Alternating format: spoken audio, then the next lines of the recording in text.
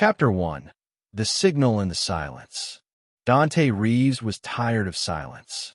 The deep space outpost he maintained was a lonely place, a forgotten way station in a sector nobody cared about.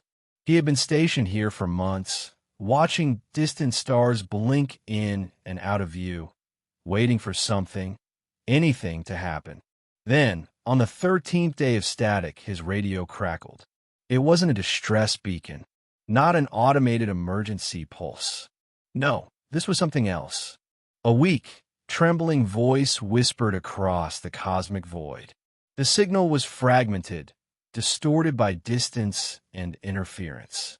But one thing was clear. Someone was crying for help. Dante rushed to his console, fingers flying over worn keys as he enhanced the transmission. He replayed it again and again, piecing together the message. It wasn't in any standard human dialect, but the universal desperation in the tone sent shivers down his spine. Help alone, trap please. And then, in broken, heavily accented English. Someone. Here. Me. Chapter 2. The Desperate Survivor. Dante was out of his seat before the next breath, activating his ship's scanners. The signal had come from a derelict vessel, drifting near the remains of a shattered moon several light hours away. It wasn't human-made. The sleek, curved design and biometal plating marked it as alien, a design he didn't recognize. Ignoring the protocols about engaging unknown entities alone, he launched his shuttle. If someone had been sending distress calls for 13 days, they wouldn't have much time left. As he approached, he saw the ship had been torn apart, likely from an attack or catastrophic failure. Air vents were ruptured, power flickered weakly, and the remains of what must have been an elegant spacecraft now looked like a floating graveyard. Docking as carefully as possible, Dante sealed his helmet and stepped inside. The air was thin, freezing, and filled with the metallic scent of something dying. Then he heard it, a faint, ragged breathing. He turned a corner and found her. Chapter 3. Eyes of a Dying Star. She was curled up in the wreckage, barely moving. Her body was humanoid, but otherworldly, tall, lithe, and covered in a thin layer of shimmering, semi-translucent skin that pulsed with bioluminescence. Long, silver-blue hair clung to her face, tangled and frozen in places. Her luminous, violet eyes locked onto him, wide with disbelief. "You real?" she rasped. Dante knelt beside her, checking for injuries. Her breathing was weak, and her body trembled. He had seen dehydration and oxygen deprivation before. She was barely hanging on. "I'm real," he assured her, slipping a rebreather mask over her face. "And you're going to be okay." Her fingers grasped his wrist weakly. 13 days, she whispered, voice breaking. No one answered. "I'm answering now," he said firmly. "Let's get you out of here." Chapter 4. Escape from the Void. It took everything he had to stabilize her. The alien, whom he later learned was named Kalari, was too weak to move on her own.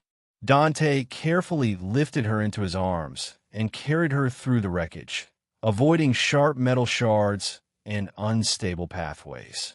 The ship moaned around them as if protesting their escape. Life support was failing fast, and he had no idea if the structure would hold much longer. Just as he reached the docking bay, a deep groaning sound echoed through the vessel. Something had finally given way. A violent tremor shook the remains of the ship, and debris rained down around them. Dante sprinted the last few steps, diving into his shuttle as the wreck crumbled behind them. The airlock slammed shut just as the alien ship fully collapsed, breaking apart into the void. They had made it. Chapter 5. A Fragile Trust. Back at his outpost, Dante worked tirelessly to stabilize Kalari. His medical scanners barely recognized her physiology, but he improvised. Hydration packs, oxygen treatment, and slow nutrient infusions everything he could think of. For hours, she lay in a near unconscious state, shivering despite the warmth of the station. Then, finally, she stirred. "You saved me," she murmured, staring at him with those glowing eyes. "Yeah, well, someone had to," Dante replied, rubbing the back of his neck. "Can't just leave someone crying for help out there." Her expression tightened, but others did. He frowned. "What do you mean?" Kalari sat up with effort. "I sent signals. To everyone. To any ship. No one answered. You were the only one." That sat heavy in his chest. It wasn't the first time humanity had ignored something inconvenient. But 13 days? It wasn't just cruel. It was intentional. "What happened to your crew?" he asked. She closed her eyes. "Killed. Raiders. We were traveling peaceful. No weapons. They attacked. Left me for dead." Dante's jaw tightened. Space was lawless in too many regions, and pirates didn't care about morality. If Kalari's people were peaceful, they were an easy target. "Then we'll make sure they didn't win," he said. "You're safe here." She looked at him, studying his face as if searching for deception. When she found none, her features softened.